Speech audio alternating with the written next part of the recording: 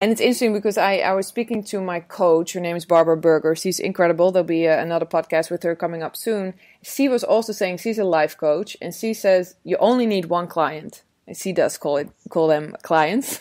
She's not a yoga teacher. She's allowed. She can do that. It's okay, Barbara. Call them clients. But it is.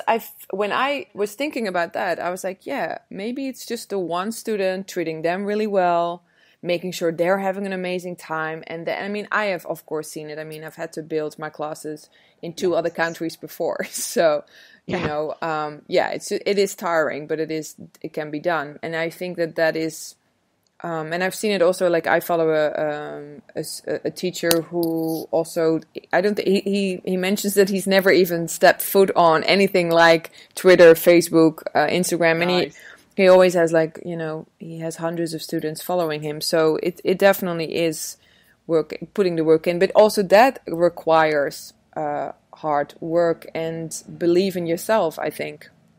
Yes. Yeah. Yes, it does. But it's a very different kind of... It's a very different way of... Like, so, for example, if I am coming from a place where I'm sharing my experiences, this is very different from me posting a photograph of myself doing an asana and having an aspirational element to what I'm teaching.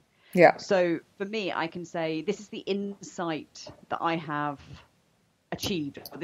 Achieved is the wrong word. This is the insight I've had. And that's it. It's that simple. This is the insight I've had. Yeah. But if someone's posting a photograph of themselves doing Urdhva Dhanurasana, all they're basically saying is, I can do Urdhva Dhanurasana. Yeah. And that's great. If people want to come to learn to do Urdhva Dhanurasana, that's fantastic. Yeah. But that's not the same as teaching yoga. Yeah. It's not the same as the burning desire to share. Exactly. It is like, look at me. It might be. They might have a burning desire to share their ability. Urdhva Dhanurasana. Yeah, absolutely. Yeah. Or they might have a burning desire to share. They might want everyone in the world to be able to do Urdhva Dhanurasana. Yeah. And so they really want to share how important this asana is. Everyone's Googling now. What is this? What is it? What are they doing in Urdhva Dhanurasana? What is this amazing Google thing? it, people. Google it, people. Don't try it at home. Go Google it. It's incredible. Like, you're on your fingertips and then you twist your thing. No, I'm kidding. One finger. You're on one finger. 2 legs in the air. No fingers, actually. Levitating. Full levitating. Oh my God. You know what I'm saying. Yeah, but it was also interesting what you said, because you also mentioned to me, I'm sorry, I'm just giving the whole conversation, our private conversation, to the whole world right now. But what I liked about when I asked you your opinion, or, you know, I asked for your advice, you were also saying, like, yeah, if I wasn't teaching here right now, I probably won't be teaching. Yes. So what you're saying also is you don't want to be like the examples you were just given. No, exactly. So for me, yeah, if I had to build my own client group now, I wouldn't be. The only reason I'm still teaching is to serve the community that I already have. Yeah. So otherwise, I would be using this time as self-reflection and self-practice, because I think that's what we can, we can really use this time for that. I mean, absolutely. Absolutely. No, it was already something that ever since Corona started, I've really been diving deep into, like, okay, I'm just going to practice because it keeps me sane as well. But it's so nice what you said, because I was like, yeah, that's exactly what I've been thinking. It's like, to just focus. Hello, person behind Claire. Claire's sitting in the studio and there's someone moving behind her. It's funny. I also have Sparky by my side, of course, sleeping, enjoying Claire's voice. Also, your voice has a meditative effect even on Sparky. So yeah, I think it's an important thing what you're saying, because especially what you said also about preservation and conserving, because I don't think we're very good at that as yoga. I think also many yoga teachers I know, myself included, are great in giving advice, but then taking that own advice. Yes, absolutely. But I think this stems from our altruistic desire to teach. Yeah, we begin our journey as yoga teachers because we want to help other people. And I think sometimes it's very easy to forget that the practice helped us first. And if the practice... Yes, of course you can. Hey, hello. So nice to see you. We have a friend coming in. This is so nice. Hello. Big kisses. Big kisses. That's my lovely. Thank you. Oh, so sweet. See that? I mean, that it's, I think, having, see, this I think is the difference between being an independent yoga teacher who has to rely on themselves as the shala and having a space that so in a sense, it's like the space holds itself. Yeah. I mean, I'm going to say two things about that. First of all, you have to build that. So you have to put the time in the space. Yeah. And this is something I learned when I was very young as a yoga teacher, and I would have no students coming to my classes at all, but I would still use the time in that space to practice in that space. So I was respecting the space. Yeah. Yeah. And I think that sense that, you know, I have dedicated the next 60 minutes to this space, to the practice of yoga. Whether or not I'm sharing that with anyone else is irrelevant. I'm just going to practice yoga. Yeah. And then, so first of all, you do that. And then so you invest energy into whatever the space is. And then the space is able to hold that energy. And I think we see this in religious buildings. I think we see it in churches. I think we see it in mosques. We see it in temples. We see it in any place which has been invested with that kind of energy, that kind of commitment to the unknown, a commitment to investigating the unknown. And I think shalas have that same energy. They have that same possibility.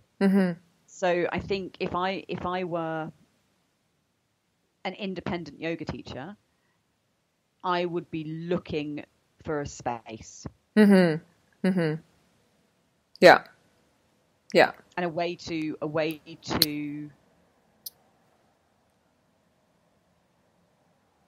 carry the space within me. Yeah, that's really beautiful. And it's also what you just said is such good advice for any yoga teacher, but especially beginning yoga teachers, because I've definitely been there where, oh, no one's coming. And I think you can get into this like, oh, no one wants to come and, you know, but it's beautiful what you're saying about like, no, this is my time. I'm going to, you know, if no one comes to, if I don't teach, I practice, you know. And I mean, partly that's also about respecting the work we've put in. Yeah. We've put in the time to plan the lessons. We've put in the time to plan the spiritual talk. We've put in the time to plan the playlist. Yeah. So why should we not treat ourselves to the same experience that we wanted our students to have? Yeah, that's beautiful. Yeah. No, that's really profound. I think it is. It's so important because, but like, you know, the struggle that we're in, you know, because yoga is difficult, you know, and, you know, and I think also what you're saying about you're so lucky, it's also because there's a woman over there who is incredible. Her name is Saline, and what she has done, and I've been there because that's why I'm also, you know, raving about her and the space, because I was amazed by the work she has done, and she has like, I don't know, 500 children. You know, she has a lot of kids in all sizes. And, you know, she's a mother. She's also, you know, the space holder of that space. And she created this community like with so much love in her heart. And she's also, when you are in Celine's presence, you just feel like you're being showered with love the whole time. You're just, you know, looking at her, being with her. And I have so much respect for her because she was one of these people where I went back home and I was like, okay, so if you have love, all will come, you know? If you have compassion, if you have passion, and she's passionate about it, and she's such a wonderful, wonderful person. And then she also has this burning desire to not only share her teachings, but also to share her success, you know, because it's really her success that you all are, you know, can also really participate in. and experience. And I think that also says a lot.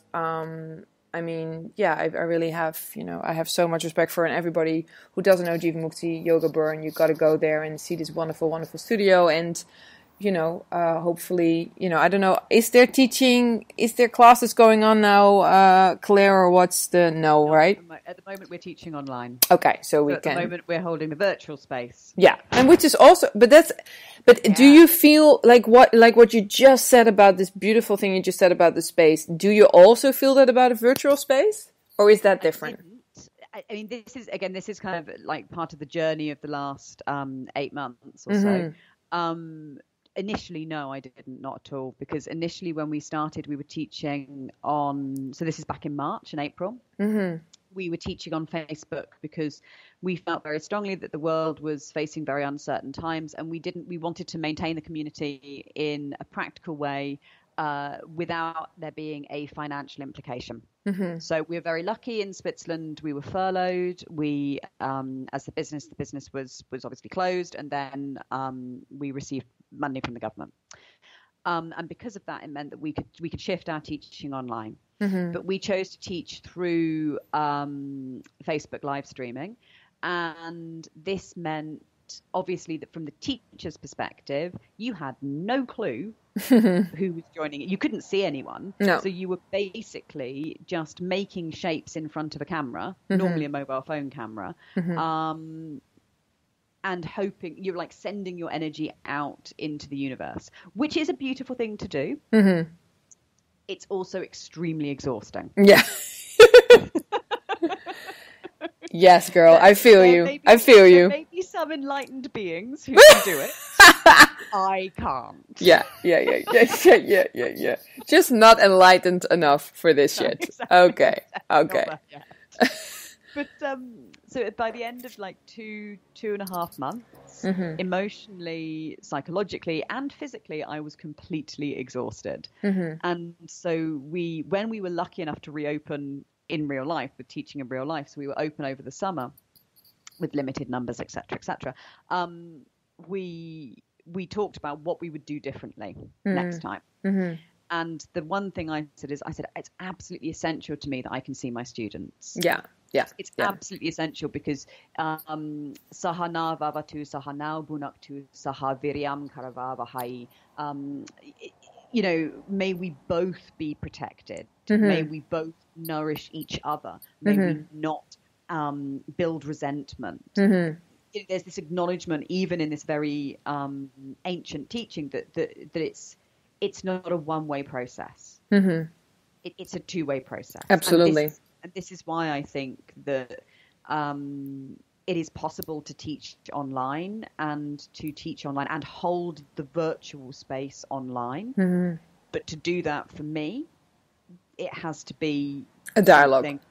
Exactly. Definitely. No, and I think it definitely, and I also think, I mean, it must have been the same for you. For me, it was also something that I really wasn't enjoying in the beginning. I mean, I'm getting there a little bit more now, but it is definitely, all of a sudden, we had to do like, okay, here are these new tools, go do it. And also for us, as especially Jivamukti Yoga teachers, we also really assist. We touch people, we're there with people, we're connecting with people, and finding that virtual connection. I feel it, but it can be difficult, definitely. It was, it's just, and to be honest, I don't think we're using Zoom, of course, a lot. I don't know if that's necessarily such a good medium, to be honest, but I find it really difficult to see people, and then, like I only see a few legs or I see a few fingers, and I'm like, no guys, please set up your camera properly. So I really want to see you, But it is, I mean, at least we can still be connected this way and, teach. But it's been an interesting ride. I'm sure it's the same for you. One of my friends made a really good point the other day. We were talking about taking online classes. And for many people, of course, they are practicing in their living rooms and they're practicing, with small children or other living beings that they're sharing the space with. And it's not, for a lot of people, coming to the physical space of the shala is a kind of refuge. And now again, this is something I learned and experienced when I was traveling a lot. Your mat can become your refuge. In fact,